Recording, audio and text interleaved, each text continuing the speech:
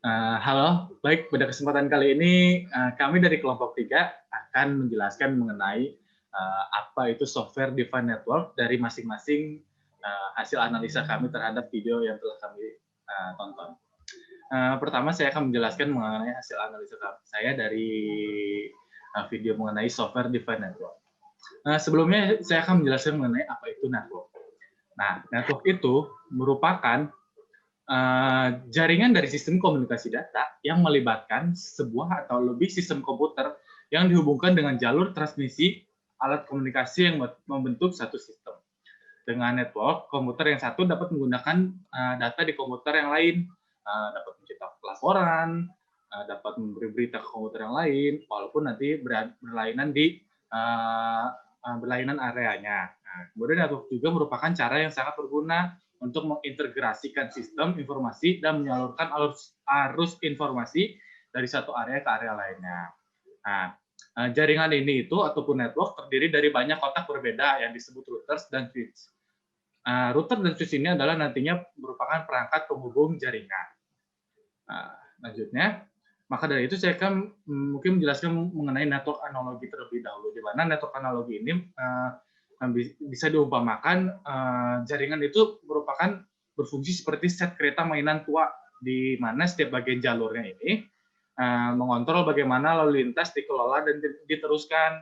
Nah, hal tersebut itu nantinya perlu disiapkan atau diatur secara manual, yang membutuhkan waktu mahal dan rentan terhadap kesalahan manusia. Selain itu, sebagai bagian dari track ini tidak cukup pintar untuk mengetahui seperti apa sisa track itu atau bagaimana kinerjanya. Lalu ketika ingin menambahkan lebih kapasitas atau kapabilitas ataupun kemampuan seperti untuk mendukung lebih banyak lalu lintas, berarti nantinya akan menambahkan lebih banyak router atau switch yang berarti lebih banyak waktu, biaya, dan kompleksitas. Nah, lalu maka dari itu software defined network ini atau SDN itu berbeda. SDN ini bekerja dengan memvirtualisasikan jaringan yang memberi tingkat visibilitas dan kontrol baru. Sederhananya ini memindahkan kendali jaringan dari semua bagian individu ke dashboard terpusat, di mana nantinya kita selalu tahu.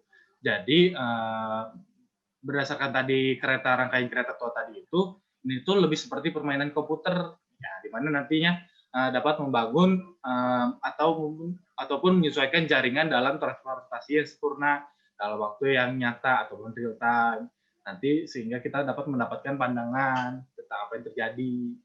Nah,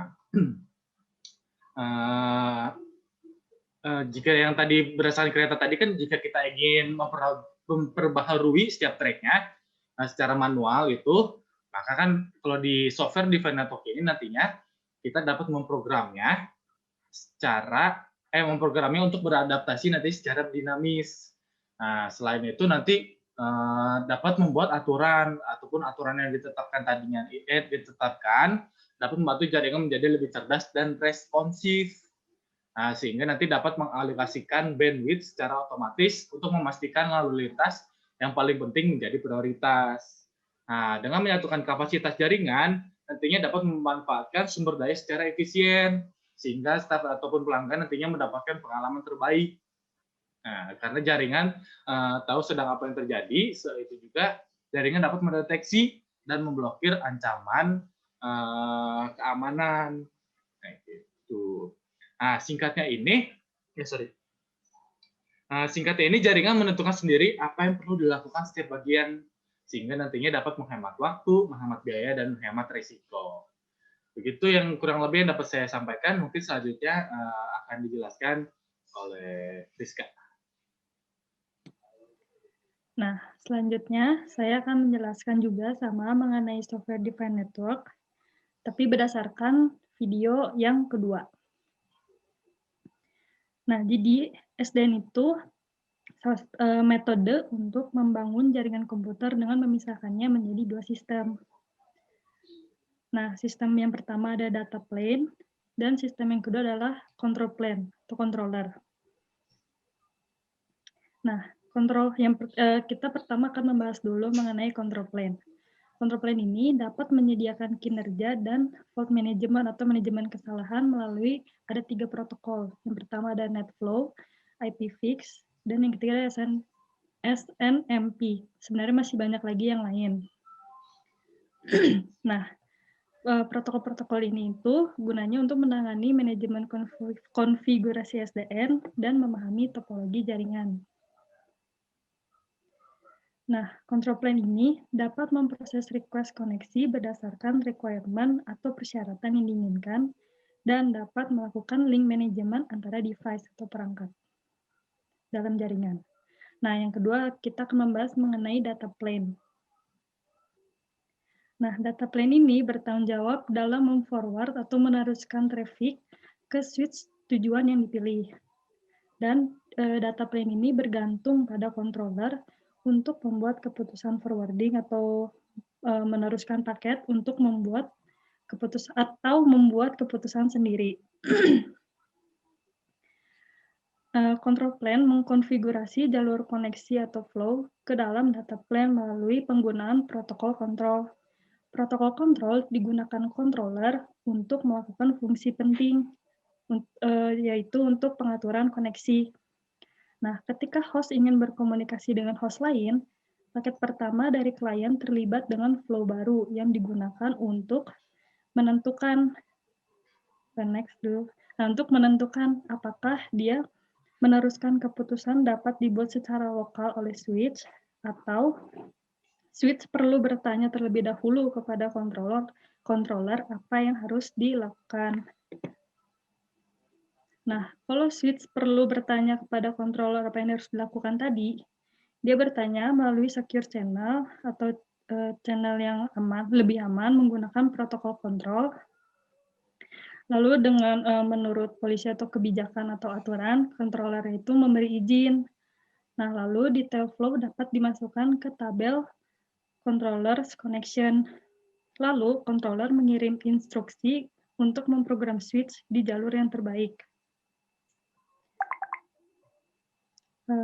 Lalu, flow-nya diarahkan melalui jaringan.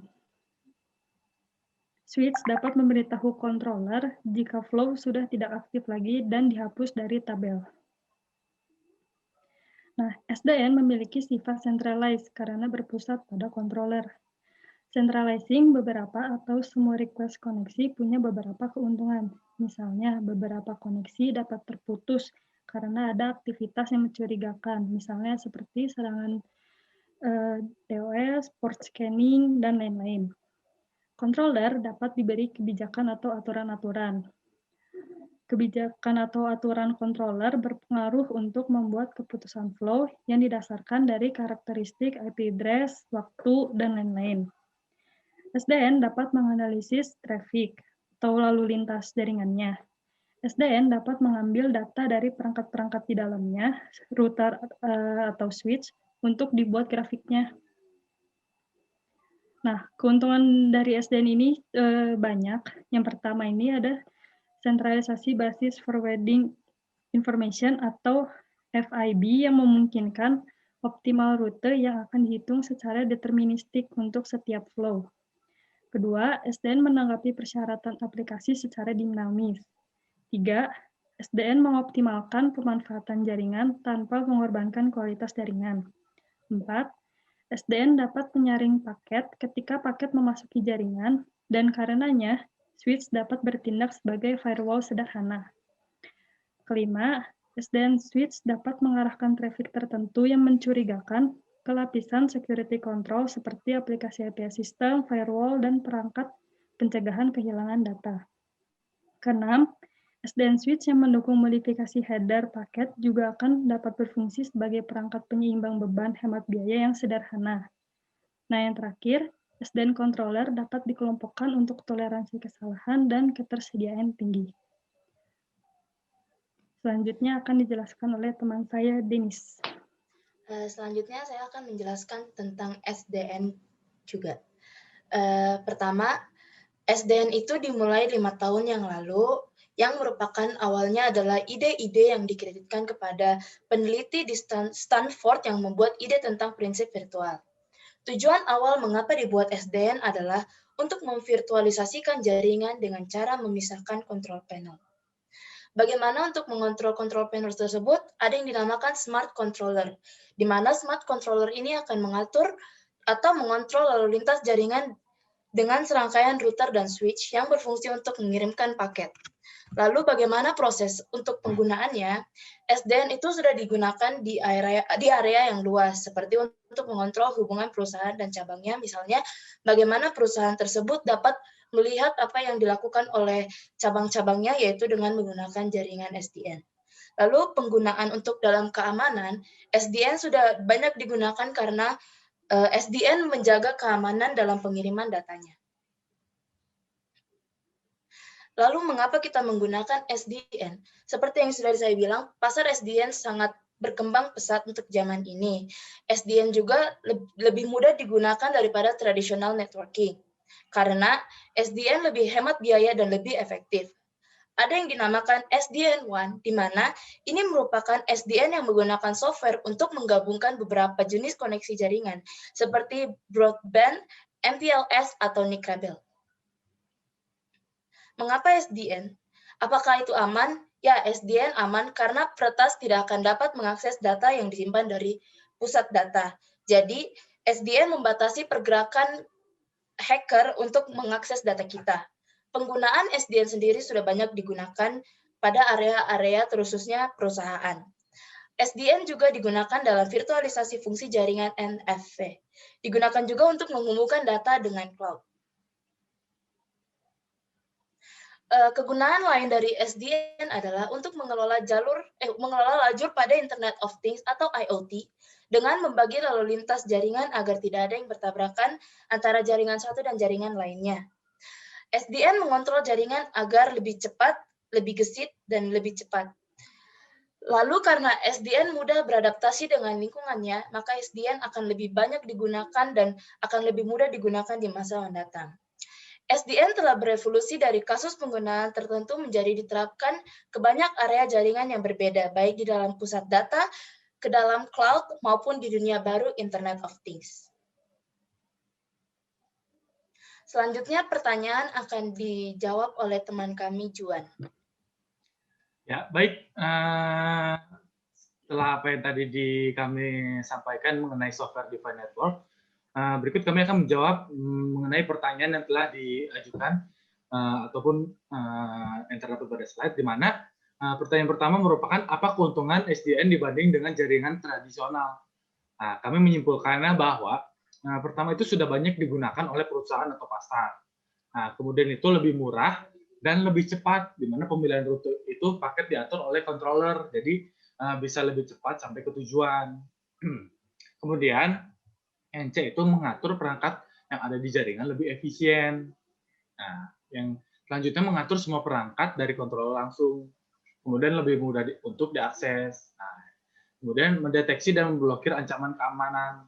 Nah, kemudian ada controller itu bisa menaruh dan mengatur semua rule. Lalu untuk yang pertanyaan keduanya, apa syarat atau requirement jika ingin menerapkan SDN? Nah, kami menjawabnya bahwa terdapat satu komputer ataupun perangkat keras sebagai controller. Nah, nantinya itu jadi perangkat jaringannya itu hanya memiliki forwarding plane atau data plane saja. Nah, kurang lebih begitu yang dapat kami sampaikan mengenai software defined network. Maaf jika ada salah kata. Semoga video ini dapat bermanfaat dan bertemu lagi di video kita selanjutnya. Bye, thank you. Dadah. Terima kasih. Mantap, guys.